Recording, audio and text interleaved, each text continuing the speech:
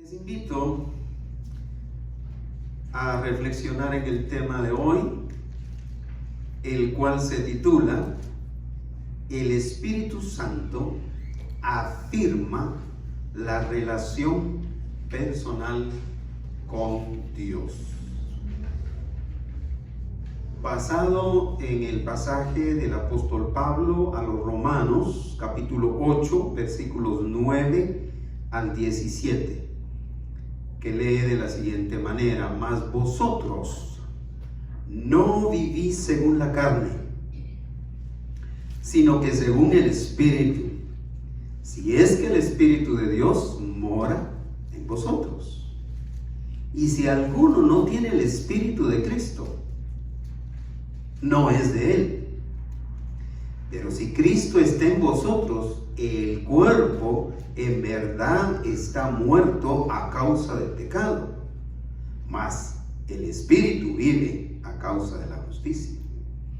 Y si el Espíritu de aquel que levantó de los muertos a Jesús mora en vosotros, el que levantó de los muertos a Cristo Jesús vivificará también vuestros cuerpos mortales por su Espíritu que mora en vosotros. Así que, hermanos, deudores somos, no a la carne, para que vivamos conforme a la carne. Porque si vivís conforme a la carne, moriréis. Mas si por el Espíritu hacéis morir las obras de la carne, viviréis. Porque todos los que son guiados por el Espíritu de Dios, estos son hijos de Dios. Pues no habéis recibido el espíritu de esclavitud para estar otra vez en temor, sino que habéis recibido el espíritu de adopción, por el cual clamamos, lea conmigo, Abba Padre. El Espíritu mismo da testimonio a nuestro espíritu de que somos hijos de Dios. Y si hijos, también herederos, herederos de Dios y coherederos con Cristo, si es que padecemos juntamente con Él, para que juntamente con Él seamos glorificados. El tercer aspecto que estamos abordando hoy de la obra del Espíritu Santo en la vida del creyente es que con su presencia, la presencia del Espíritu Santo en nuestra vida, se afirma la relación con Dios. Mis queridos hermanos, hermanas, no se trata solamente de entrar en relación con Dios para ver cómo nos va a bendecir el Señor. Cuántas cosas buenas, cuántas peticiones nos va a responder. Se trata de entrar en relación con Dios y dejar que la presencia del Espíritu Santo afirme, solidifique esa relación con Él.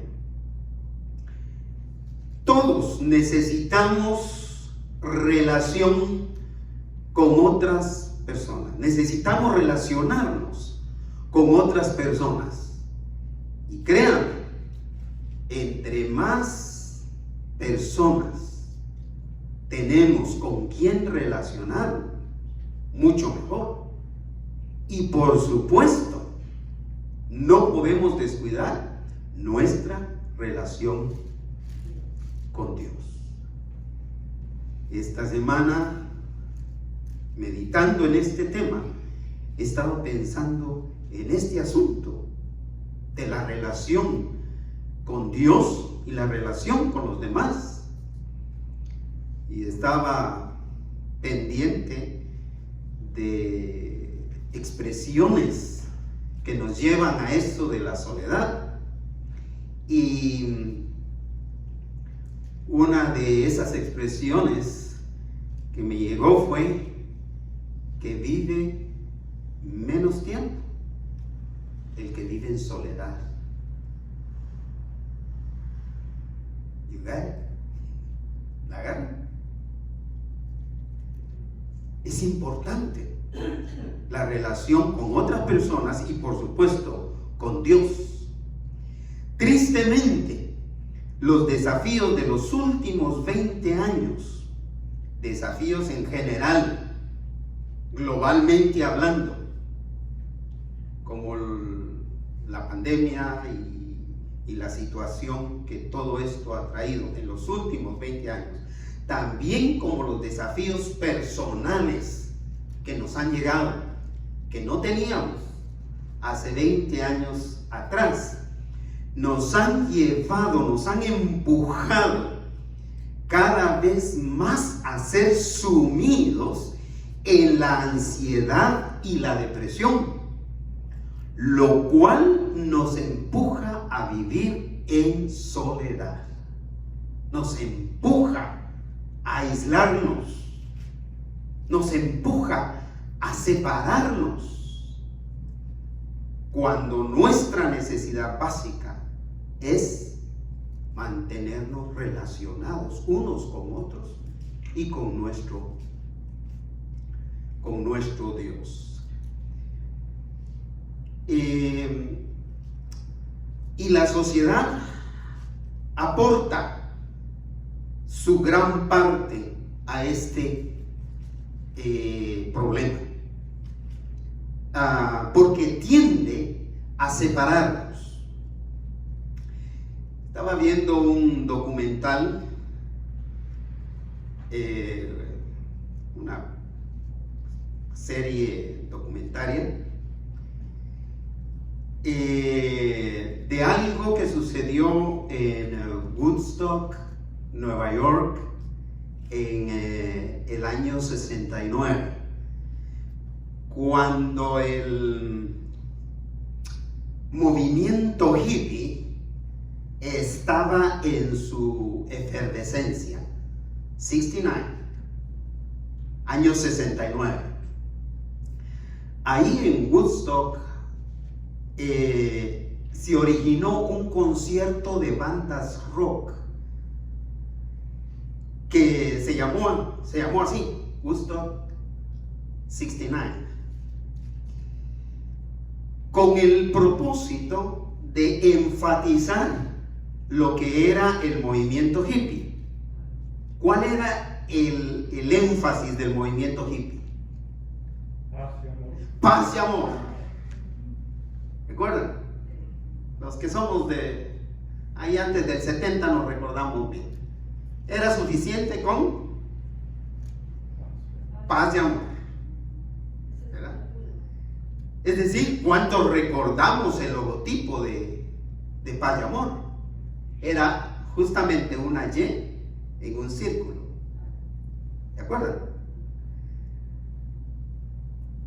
Y en ese primer encuentro de esas bandas de rock promocionando el movimiento hippie de paz y amor, según las escasas filmaciones, se veía que llenó el objetivo, porque el objetivo, según los organizadores, era unir a la gente,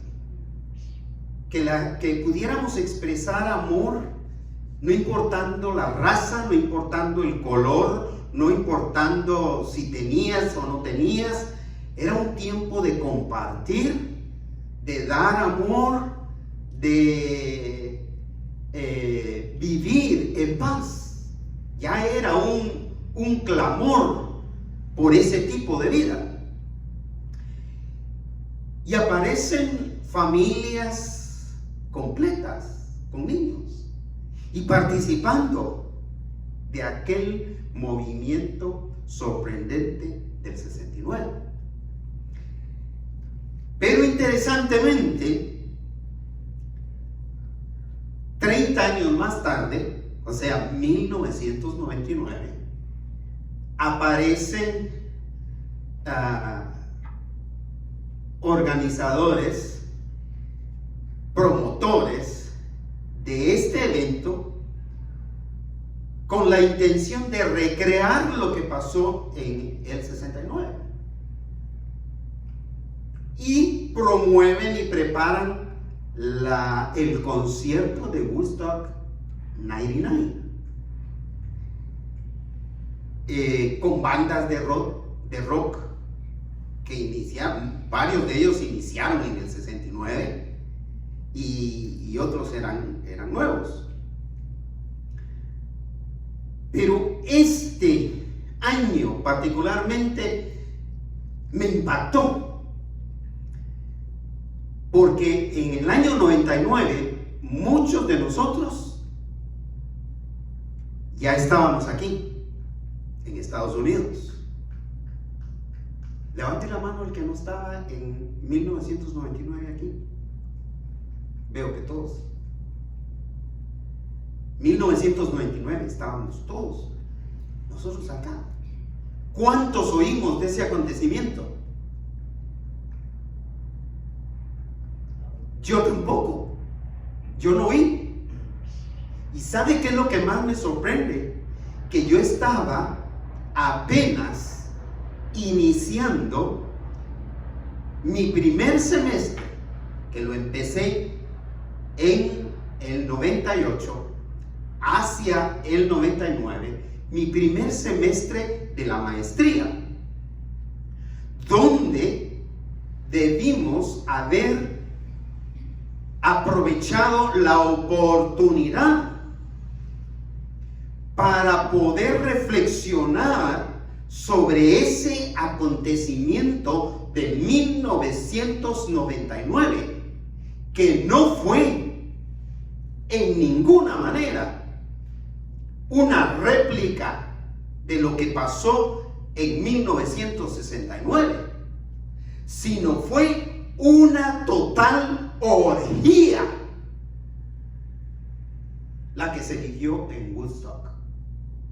250,000 jóvenes y señoritas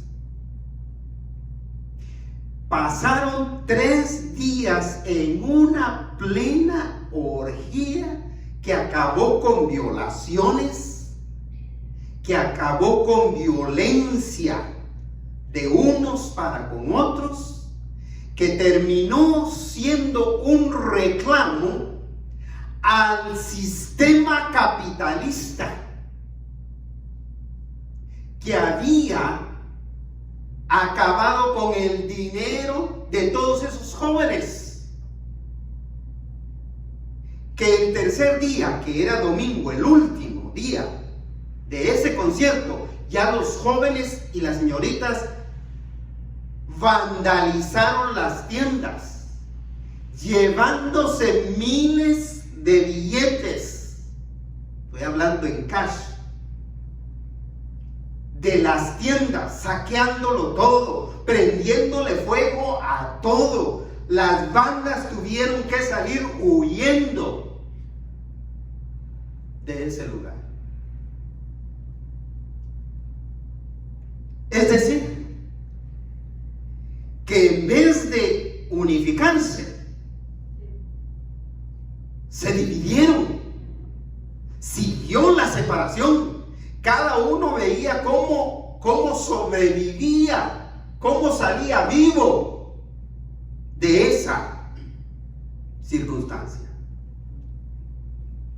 Pero gracias a Dios, hermanos, hermanas, su Espíritu Santo, el Espíritu Santo de Dios, habita en todo aquel que ha depositado su fe en Jesucristo, sosteniéndolo ante todos los desafíos que esta vida nos va presentando, afirmándonos así en nuestra relación personal con Dios.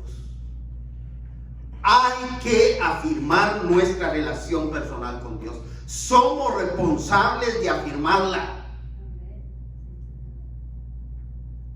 Y usted puede hacer una de dos cosas: o está afirmando su relación con Dios, o simplemente cree que usted tiene relación con Dios.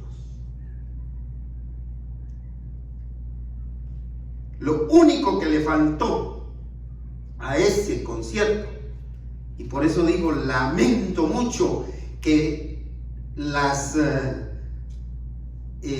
autoridades académicas de esa época, en mi caso, que estábamos haciendo un análisis mundial de la situación espiritual del hombre, no tomáramos ese asunto como asunto de reflexión.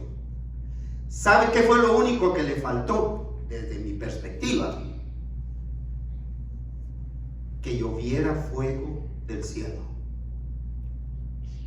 sobre todos los habitantes de esa ciudad, como sucedió en Sodoma y Gomorra.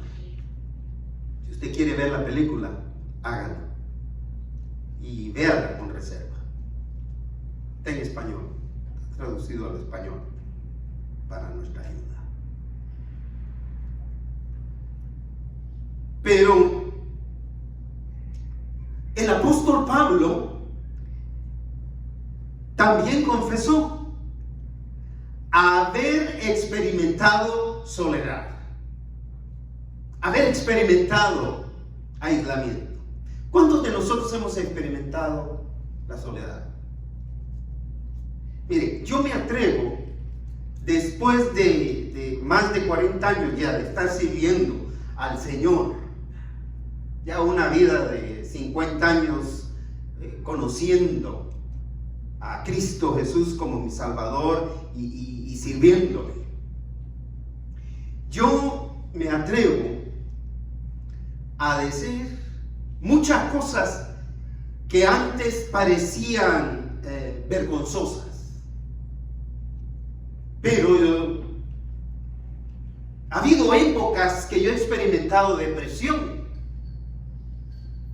y ya no digamos ansiedad, y todas esas emociones, o esas dos emociones que se han agudizado en los últimos días, quizás las experimentamos en los 80s, quizás las experimentamos en los 90s, pero ahora, no solo por la situación de los desafíos que nos han llegado, sino también por los estudiosos en la materia, se han dado cuenta de que los casos de ansiedad y depresión son cualquier cantidad de personas sufre de esta condición de ansiedad y de depresión. Así que el apóstol Pablo lo confiesa en el libro que escribe a Timoteo. No les voy a dar la cita, si le interesa me la pide. Pero en el primer versículo que voy a leer, dice, el versículo 16 de una de estas dos cartas, dice: la primera vez que fui llevado ante el juez, nadie me acompañó. ¿Qué significa eso? Que estaba solo. Pero vean cómo lo complementa, o escuche cómo lo complementa. Todos me abandonaron. ¿Cuál era el sentimiento del apóstol? Soledad, aislamiento, abandono. El apóstol Pablo, 2000 años y más atrás, está confesando soledad, abandono, de lo cual pudo haber venido depresión, pudo haber venido angustia. Antes de los 90, nos parecía que si alguien resultaba deprimido es porque estaba endiablado. Si alguien no sentía ánimo de levantarse, es porque algún espíritu inmundo andaba ahí rodeándolo. Antes resultaba un niño a quien no, y esto lo digo por experiencia, a quien no podíamos acercarnos ignorando el problema del autismo, ignorándolo completamente y tratándolo como un endemoniado, desafortunadamente. Así que Pablo confiesa esta situación, pero también a la vez afirma que la presencia del Espíritu Santo es indispensable en la vida para solidificar, para estrechar, para mejorar nuestra relación con Dios. Y otro de los versículos, el que sigue al que he leído, dice: pero el Señor estuvo a mi lado y me dio fuerzas.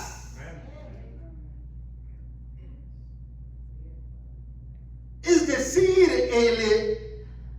el Señor, a través de su Espíritu, de la presencia de su Espíritu, nunca me abandonó.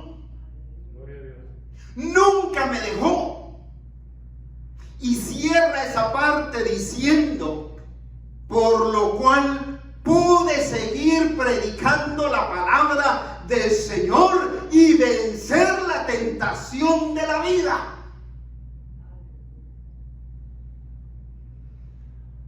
Este versículo a mí me impactó tanto. Yo lo leí en el 70. En los 70s, no fue en el 1970, sino en los 70s, un poquito más tarde de los 70s. Y me impactó tanto esa parte. Todos me abandonaron, pero el Señor estuvo a mi lado y me dio fuerzas. Me impactó tanto que lo incluí. Y esto ya lo conté, lo incluí en mi tarjeta de invitación a mi graduación de high school.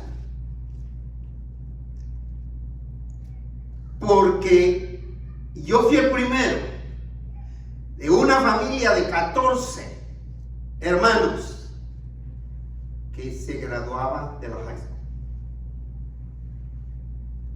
Y no tengo tiempo para contarles cómo es que yo seguí estudiando. No tengo tiempo para contárselos. Pero yo me vi solo. Pero es impresionante cómo el Señor estuvo a mi lado. Y siempre en esas tarjetas de invitación teníamos que poner un pensamiento. Y el pensamiento que bajó a mi mente fue precisamente el de 2 Timoteo, capítulo 4, versículo 17. No lo lea para no perderse ahí, porque se va a quedar ahí. Donde el apóstol Pablo dice: pero el Señor estuvo a mi lado. Aunque todos me abandonaron, el Señor estuvo a mi lado y me dio fuerzas. Qué interesante la palabra del Señor.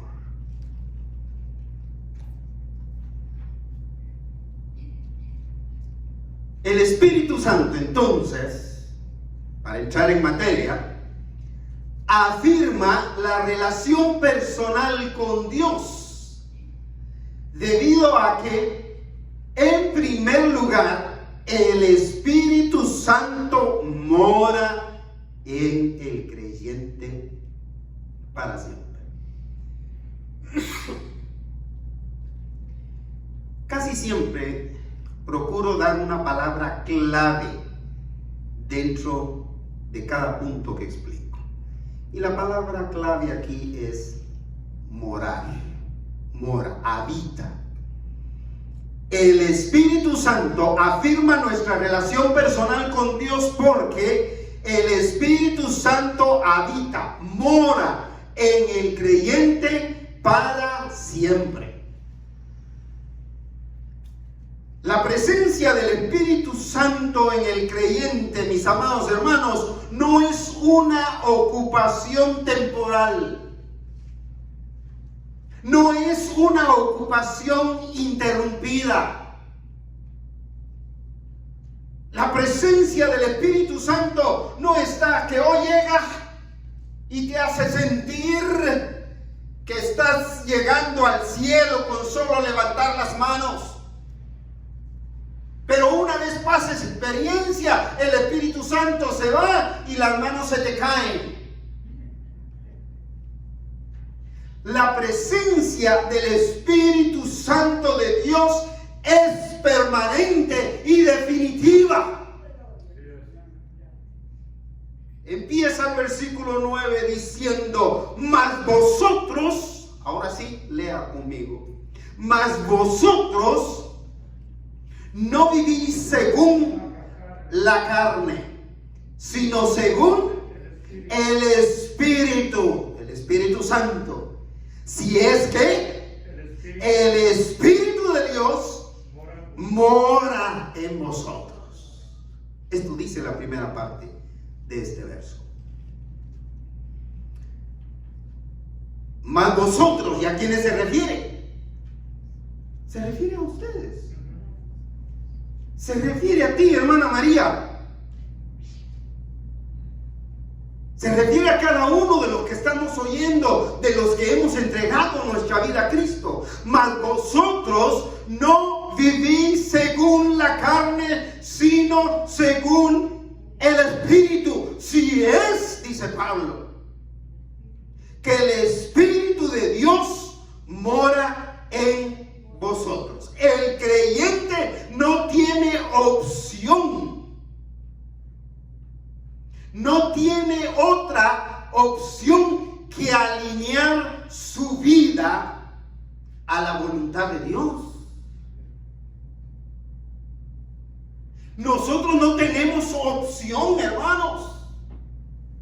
Dice claramente el apóstol Pablo: mas vosotros no vivís según la carne. En otras palabras, no tenemos opción a seguir viviendo de acuerdo a la carne. Por eso me pareció tan interesante la petición de hermana María en relación con el verso de la bienvenida.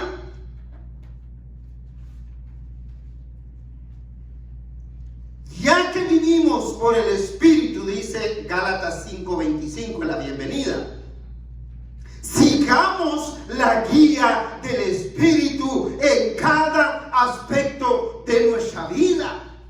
No importa qué tan relacionado esté con la vida diaria, no podemos aislarlo de la dirección del Espíritu Santo de Dios. Sea lo que sea, sean enfermedades, sean problemas, sean situaciones complicadas, sean injusticias, lo que sea, no lo podemos tratar por separado. Si no estamos haciendo equivocadamente a lo que dice la Escritura. Por eso no podía yo aislar este tratamiento con esta medicina. No puedo tratarlo como algo separado, algo que no tiene que ver con Dios. Dice: mas vosotros no vivís según la carne, sino según el Espíritu. Si es que el Espíritu de Dios mora en vosotros. Pero para salirle adelante, para salirle al encuentro a aquel que me quiera argumentar y dijera: ¿sabe qué? Y si alguno no tiene el Espíritu de Cristo,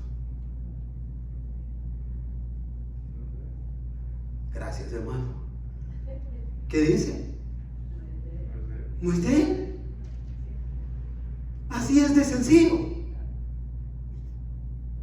Y si alguno no tiene el Espíritu de Cristo, no es de Él. ¿Qué significa eso? Significa que ese va a seguir viviendo y juzgándolo todo de acuerdo a la carne. Va a seguir resolviendo su vida por medios humanos.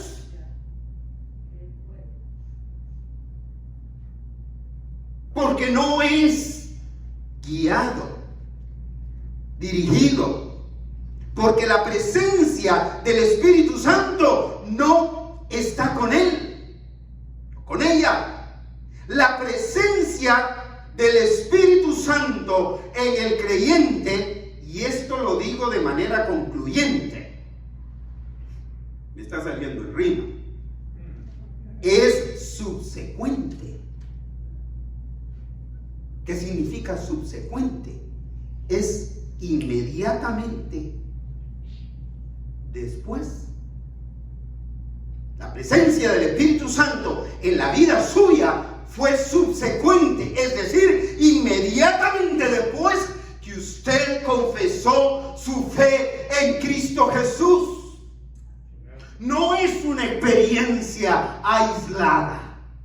No puede usted recibir a Jesucristo por fe, pedirle perdón por sus pecados y seguir viviendo la vida que usted vivía, esperando una experiencia de 5 años, de 20 años, de 30 años, que nunca va a llegar si no llegó en ese momento. Significa que cuando usted genuinamente se arrepiente de sus pecados, confiesa a Cristo como su Salvador, la presencia del Espíritu Santo se hace evidente en usted. Está en usted. Por eso categóricamente el apóstol Pablo dice: y si alguno no tiene el Espíritu de Cristo, no es de él. ¿No los ponen que pensar, hermanos? ¿No los desafía? A mí sí. A mí sí me desafía.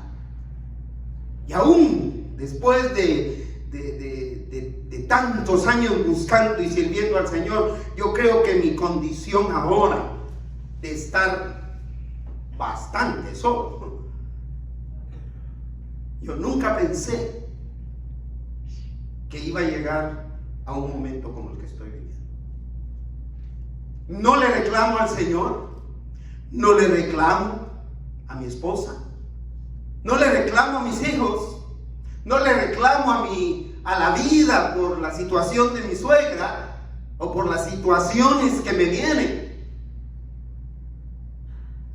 Simplemente tengo que juzgarlo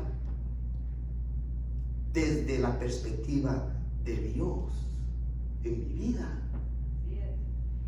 Porque todo esto me ha llevado a pensar mucho más en la necesidad de afirmar mi relación con Cristo Jesús a través de la presencia del Espíritu Santo.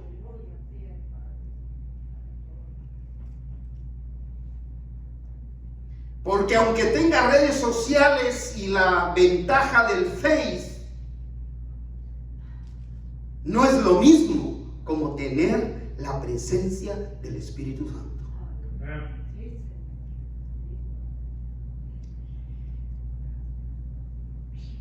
Y aunque la crucifixión de Cristo derrotó a la carne y a la naturaleza pecaminosa nuestra, estos, o sea, la carne y el pecado o la naturaleza pecaminosa, siguen rehusándose a aceptar que ya no tienen poder sobre el creyente. Repito esto, la carne, su naturaleza pecaminosa va a seguir resistiéndose, va a seguir rehusando, va a decir: es que el pecado me ganó, es que el pecado sigue dominándome, es que el pecado sigue teniendo poder. Ya no tiene poder, ya no tiene poder. Las situaciones que nos rodean ya no tienen poder. Ahora pecamos por opción. Es decir, que si pecamos es porque optamos a hacerlo.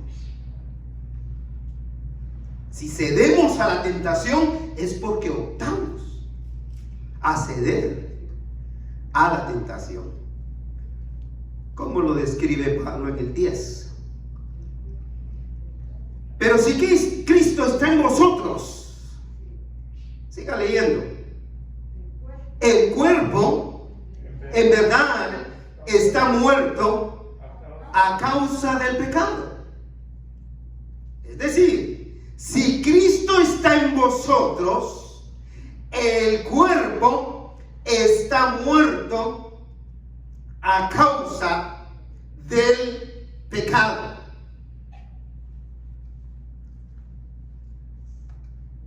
Pablo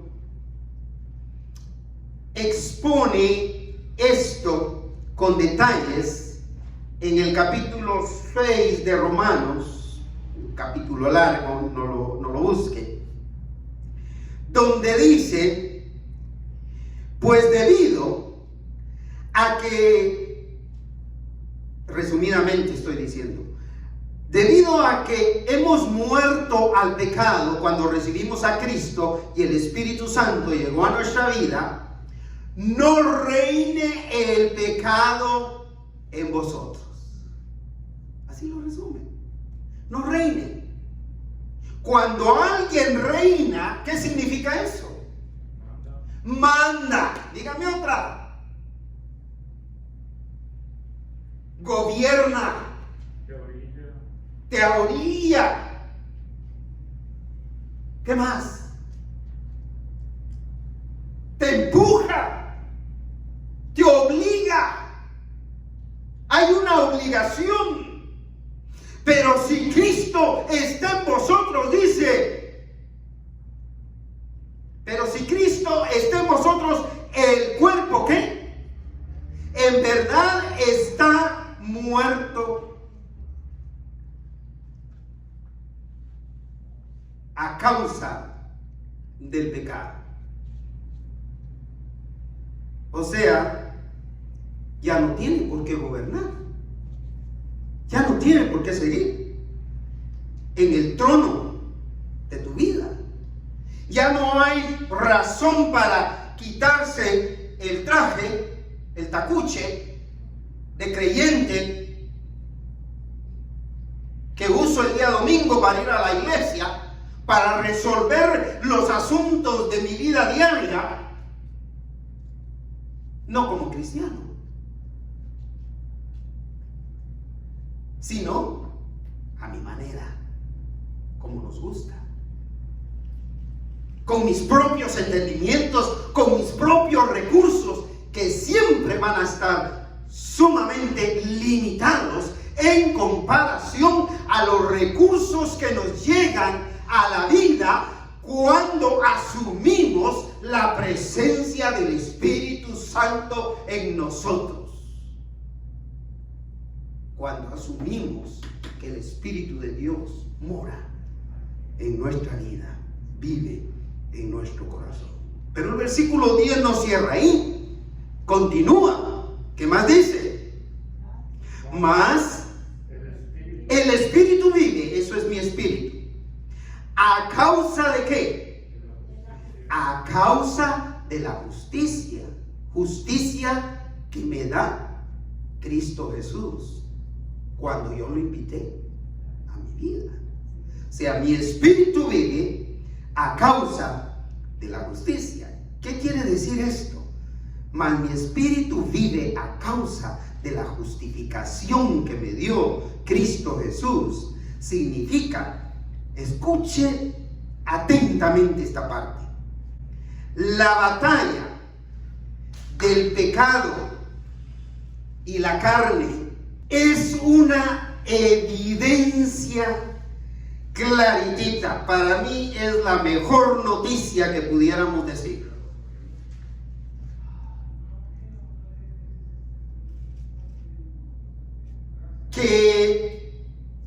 De que la justificación de Cristo es evidente en nosotros. Cuando nosotros nos enfrentamos a la batalla de nuestra carne, a la batalla contra la tentación, nos sentimos mal, ¿no es cierto? Nos sentimos mal, pero esa es una evidencia ¿de qué? De que fuimos justificados cuando creímos en Cristo. De que ser tentados no es pecado. De que el sentirnos solos o deprimidos no es pecado. Sino que es una evidencia de que fuimos justificados y que la presencia del Espíritu Santo está obrando en nosotros y nos está diciendo: no se dejen llevar por esa situación, porque ustedes ya no viven de acuerdo al pecado, de acuerdo a la carne, sino que viven de acuerdo al Espíritu de Dios. El apóstol Pablo revela que el Espíritu Santo hace posible que nos consideremos como muertos al pecado y vivamos para Cristo de una manera milagrosa. El versículo 11 continúa diciendo: y si el espíritu de aquel que levantó de los muertos a Jesús mora en vosotros. Parafraseemos esta primera parte. Y si el espíritu de aquel que levantó de los muertos a Jesús. ¿Quién levantó de los muertos a Jesús? Dios el Padre. Dios el Padre, dice la Escritura. El Padre levantó a Jesús de entre los muertos. ¿Por medio de quién? Del Espíritu Santo de Dios. Entonces dice: y si el Espíritu, o sea, el Espíritu Santo de el Padre, quien levantó de los muertos a Jesús, la palabra clave, mora en vosotros,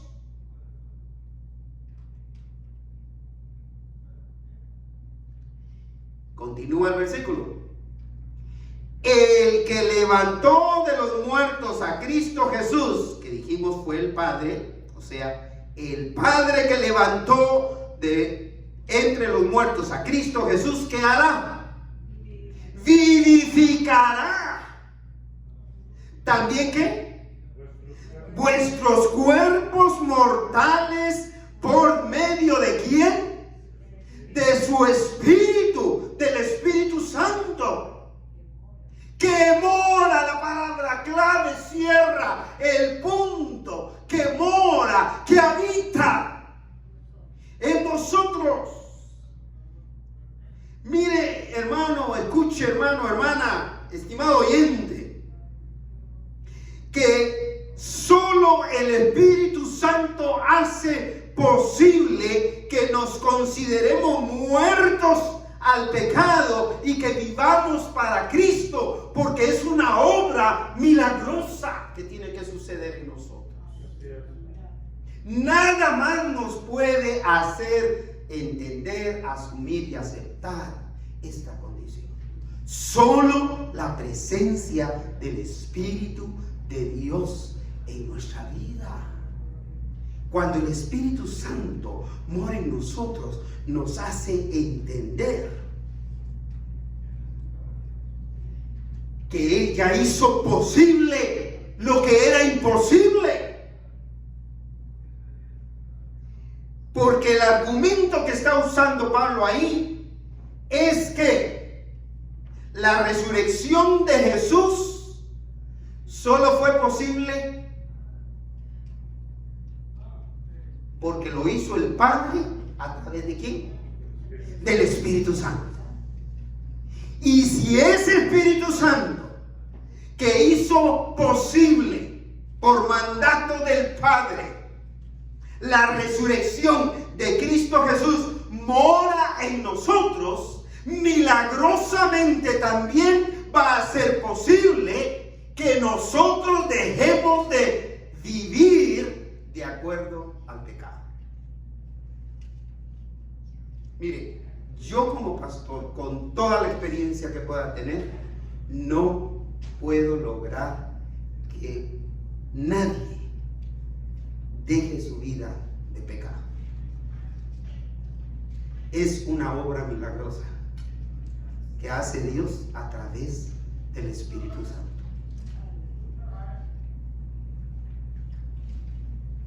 Necesitamos creerlo.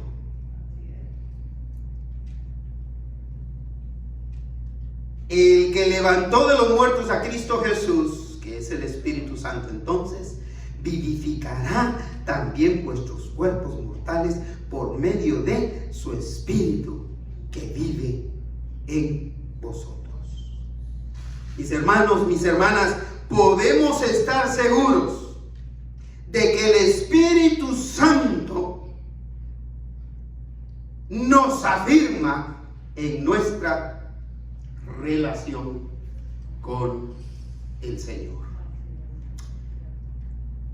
El Espíritu Santo afirma la relación personal con Dios debido a que, en segundo lugar, el creyente es deudor a Cristo. Otra identificación que tuve. Aquí la palabra clave en este segundo punto es deudor.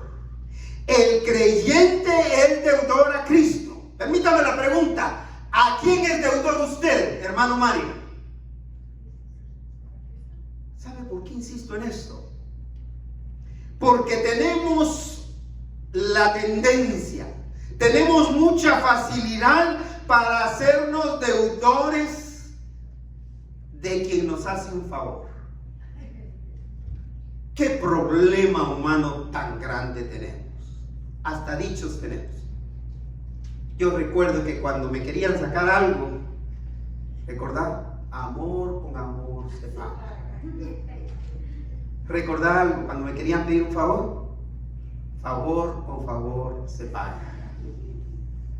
Es decir, tendemos. La Escritura dice, no le debamos nada a nadie.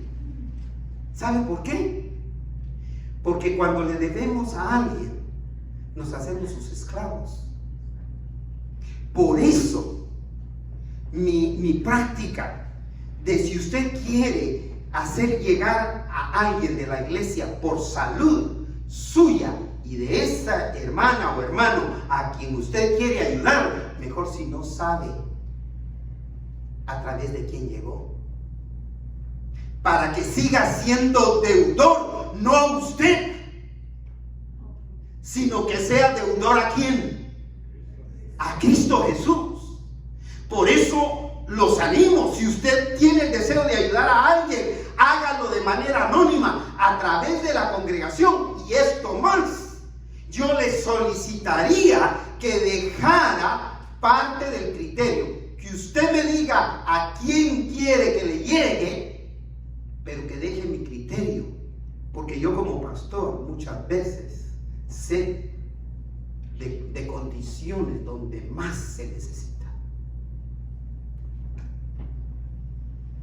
nunca digo que vino de tal o cual persona.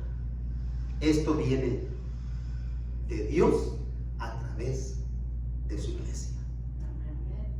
A través de su iglesia. Es un hecho que si el cristiano ha sido librado de la deuda del pecado y de la carne por medio de la redención de Cristo, no hay nada más importante que dedicarnos a servirlo a Él. ¿Quién nos libró de la deuda? Del pecado. Cristo Jesús. ¿A quién le debemos? ¿Por qué vivimos como que somos deudores a otros?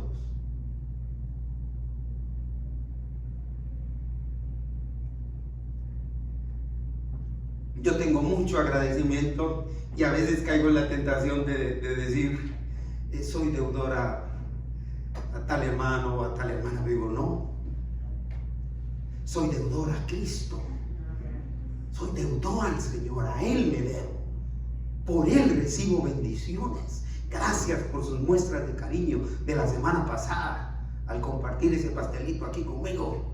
Gracias. Pero no soy deudor a ninguno de ustedes. Soy deudor al Señor, a nuestro Dios, a Cristo. El versículo 12. Así que, hermanos, deudores somos. ¿Qué dice? No a la carne, para que sigamos, para que vivamos conforme a la carne, para no seguir viviendo como vivimos. El apóstol Pablo usa dos calificativos para referirse a sus oyentes. Así que, ¿cómo los llama? Hermanos. ¿Y qué otra manera? Deudores. Hermanos, lo cual significa, para Pablo, que tenemos los mismos privilegios. Tanto él como ellos. Todos tenemos los mismos privilegios, las mismas bendiciones. El Señor no me escucha más a mí que a usted, hermano Roy, o hermana Norma, o hermana Mirta, o hermano Miguel. El Señor nos escucha, somos hermanos. Pero de la misma manera, todos somos deudores. Deudores a uno. ¿A quién? A Cristo Jesús, a Dios. Es decir, todos tenemos las mismas obligaciones. Yo no tengo más obligación que Mario. Mario no tiene más obligación que Miguel. Ninguno de nosotros tenemos más obligaciones. Todos tenemos en relación con Dios las mismas bendiciones, los mismos privilegios y las mismas obligaciones. Dedicarnos al Señor con todo nuestro corazón.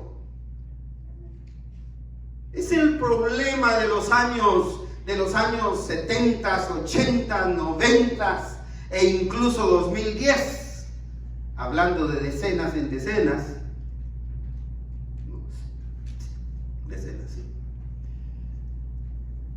Que todos consideraban que los hijos del pastor, y ahora diríamos los nietos del pastor, tienen más obligación que los hijos de la hermana Eva, que los hijos del hermano Mario, que los hijos de los hermanos González, que los hijos de los hermanos Ruelas. No es así. Lo siento mucho, pero no es así. Mis hijos tienen los mismos privilegios y las mismas obligaciones que tienen los suyos, hermana Mirta. Así dice la Escritura. Así lo dice. Así que, hermanos, deudores somos, no a la carne, para que vivamos conforme a la carne. No hay nada más importante que dedicarnos a reflejar el nuevo nacimiento en Cristo Jesús, viviendo para el Señor. Nada justifica que vivamos conforme a la carne. Nada. Por eso este verso de Gálatas en el boletín. Nada justifica. Por eso la lectura bíblica en este boletín el día de hoy. Nada justifica que vivamos como vivíamos antes de conocer al Señor.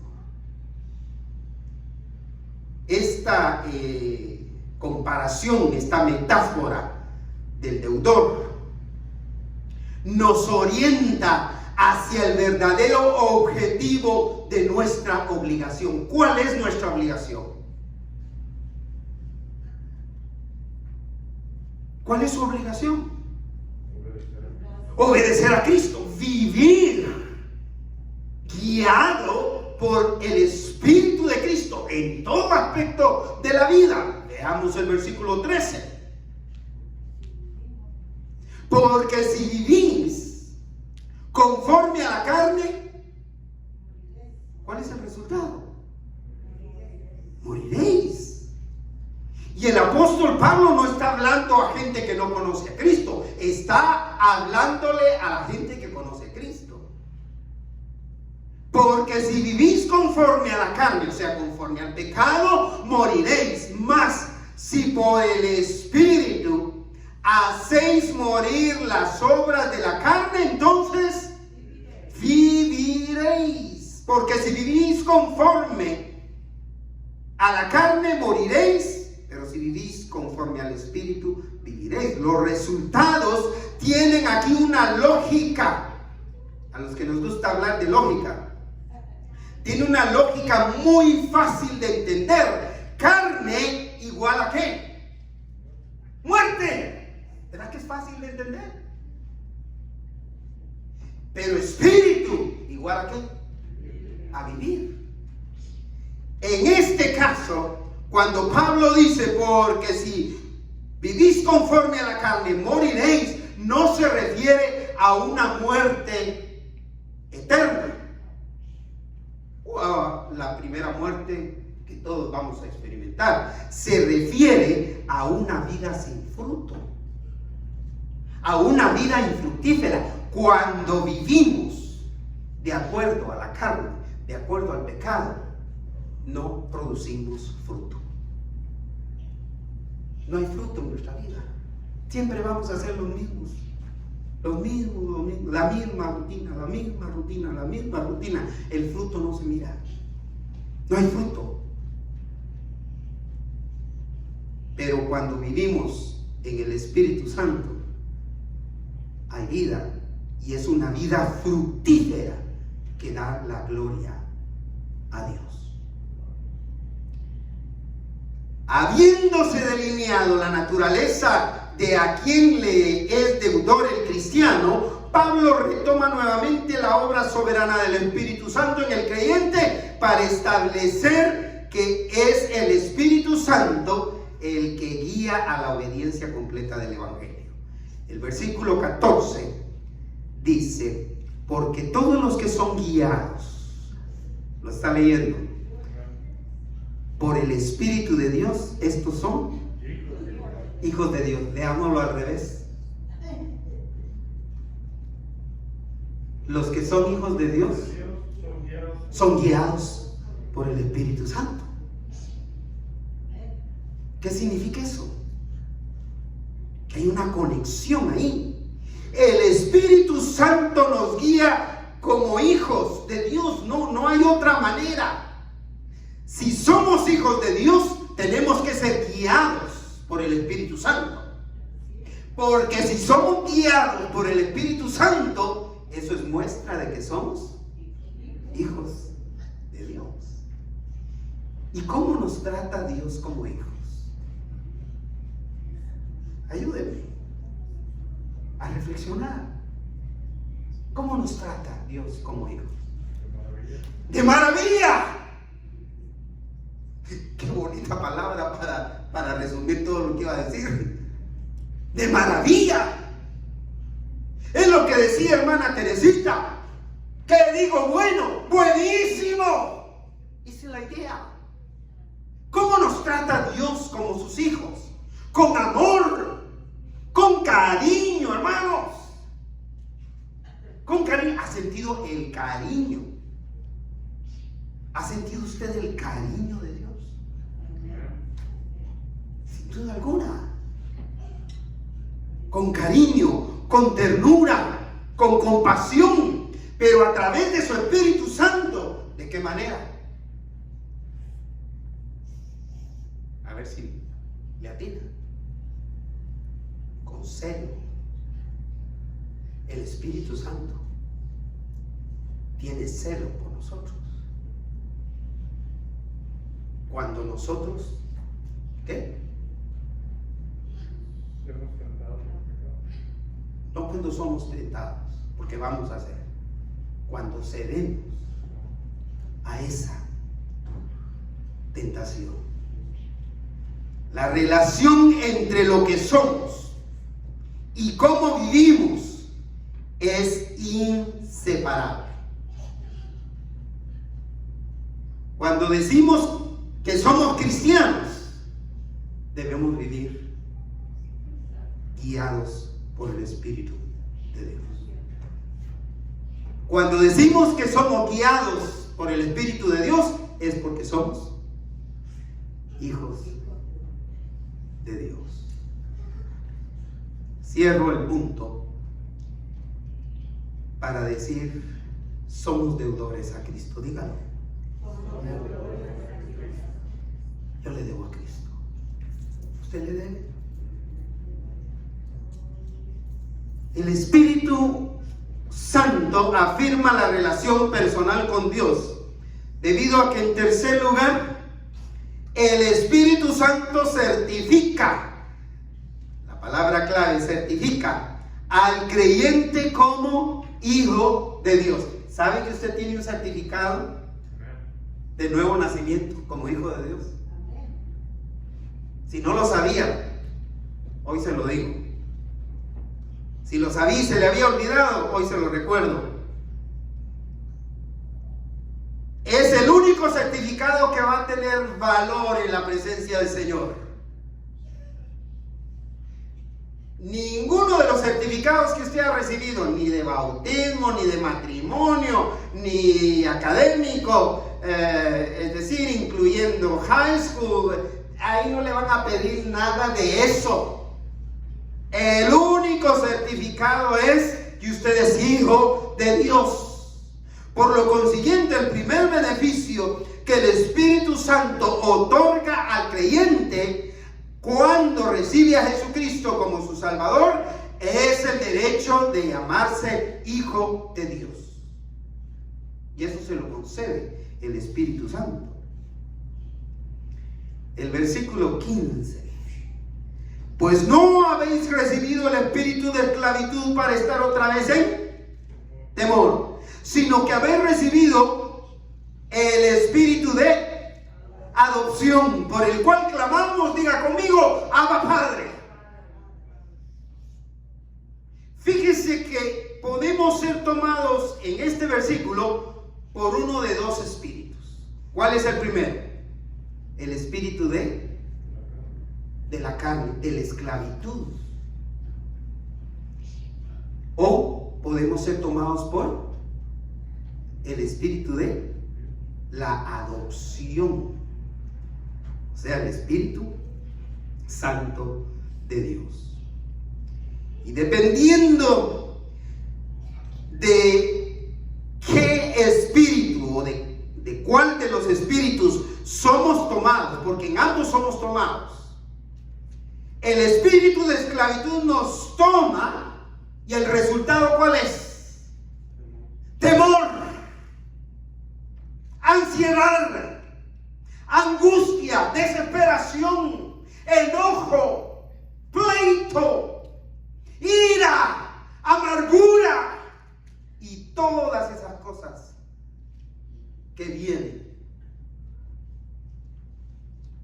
con la esclavitud.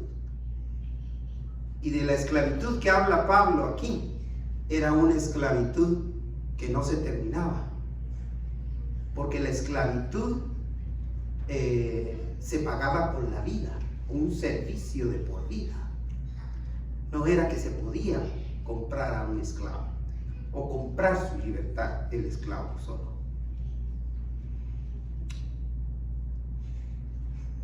Sino que habéis recibido el espíritu ¿de qué? De adopción, por el cual clamamos Abba, Padre.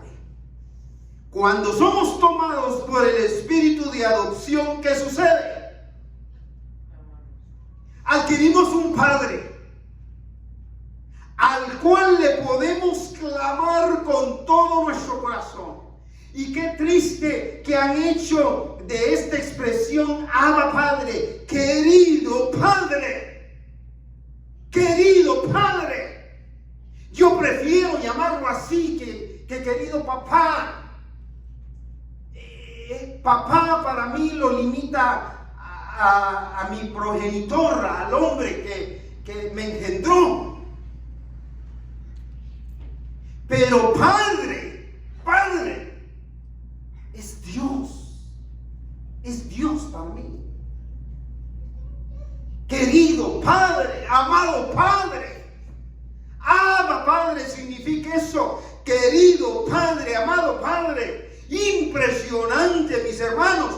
Pero esta revelación de Dios como Padre Celestial no está muy acentuada en el Antiguo Testamento con los hebreos o los judíos.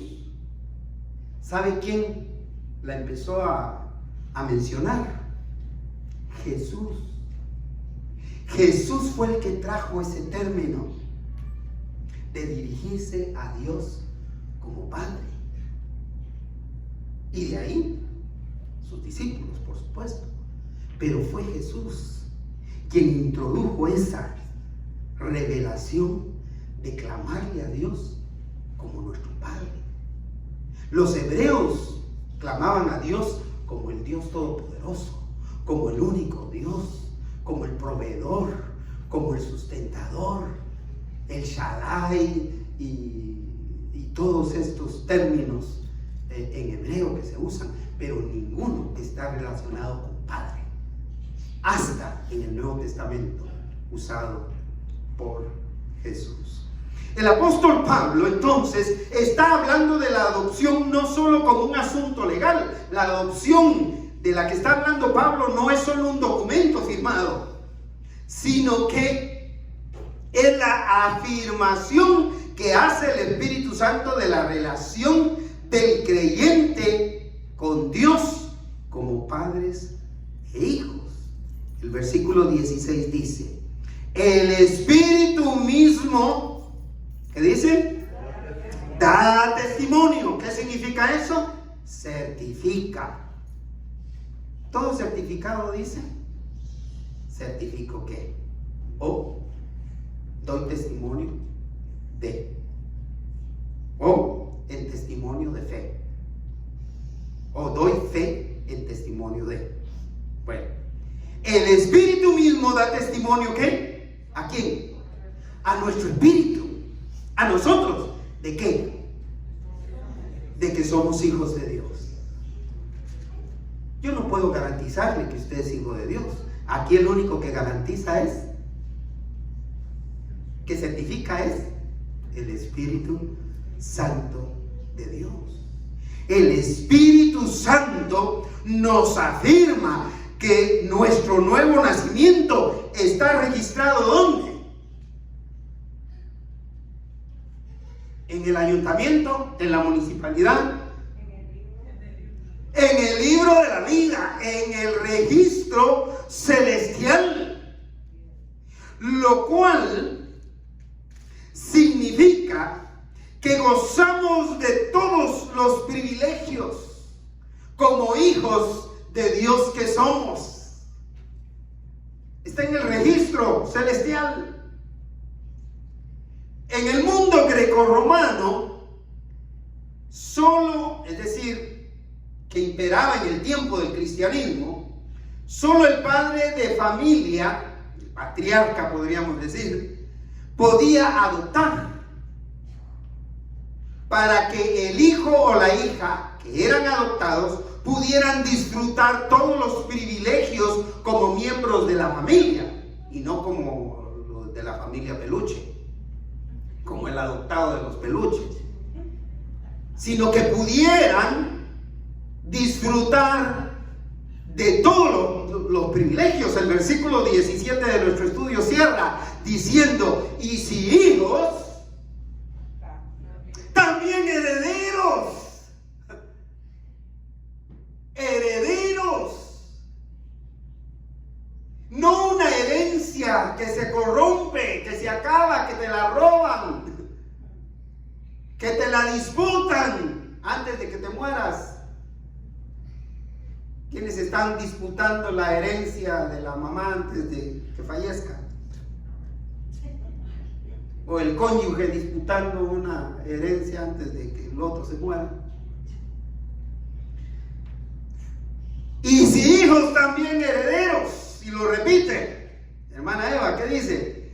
Herederos de Dios y coherederos con Cristo.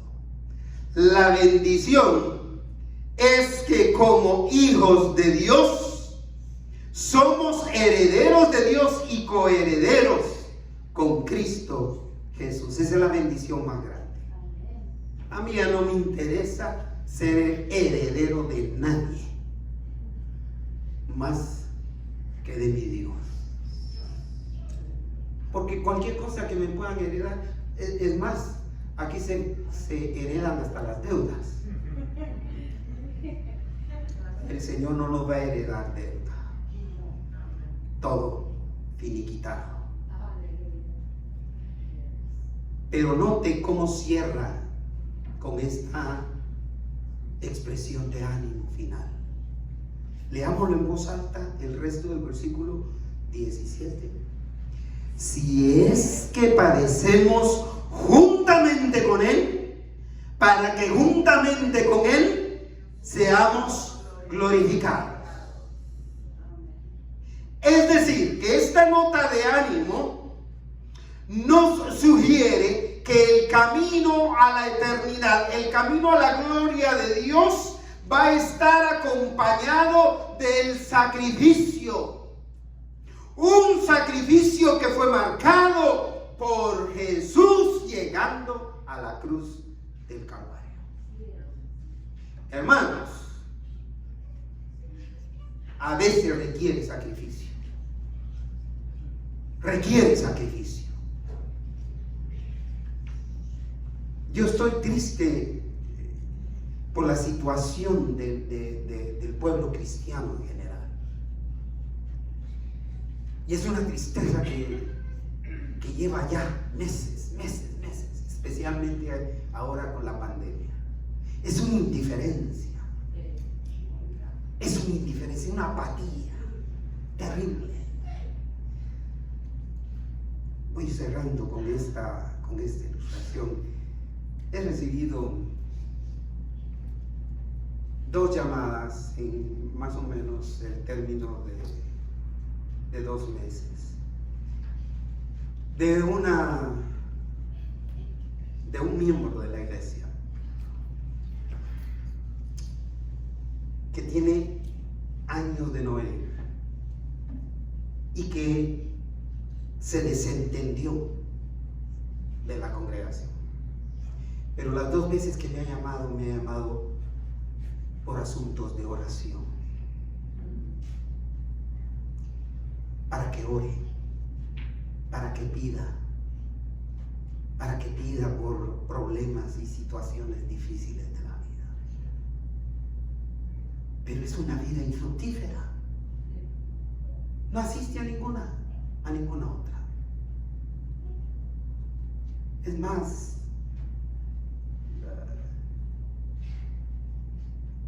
yo no sé si es suficiente con que esta persona tenga relación con el Señor. Si tuviera una relación estrecha con el Señor, no habría la necesidad de llamar a otros que oren por mí. En ese sentido, pues. ¿Me explico? Es decir, nosotros nos llamamos y nos comunicamos pidiendo oración porque vivimos una vida de congregación. porque vivimos una vida en comunidad cristiana. Hermanos, hay que afirmar nuestra relación con Dios. La apatía no es buena. La indiferencia no es buena. Concluyo diciendo, si lo único que Dios nos diera para poder vivir la vida cristiana fueran reglas imperativas que empezaran con un no hagas, un no digas, un no tomes, un no comas, ¿qué pasaría? Fallaríamos antes de dar el primer paso. Por eso es que el Espíritu Santo mora en nosotros, está presente en nosotros, habita en nosotros para afirmar nuestra relación personal con Dios, asegurándonos que somos hijos de Dios y que le pertenecemos a Él por la eternidad. Aleluya. Por eso, estimado oyente, una vez más, abra su corazón y pídale a Jesús que entre en Él como su Salvador personal, aceptando que es pecador, pidiéndole perdón por sus pecados, porque de esta manera usted podrá experimentar salvación y vida eterna, la cual ofrece Dios a todos los que se acercan a Él a través de Jesús. En Cristo hay perdón de pecados y vida eterna con Dios. Hermanos, hermanas, sometan sus vidas a la guía del Espíritu Santo y dejen que Él transforme su manera de pensar, pero también su manera de actuar, al punto de comprometerse a vivir solo para Él. Póngalo en primer lugar.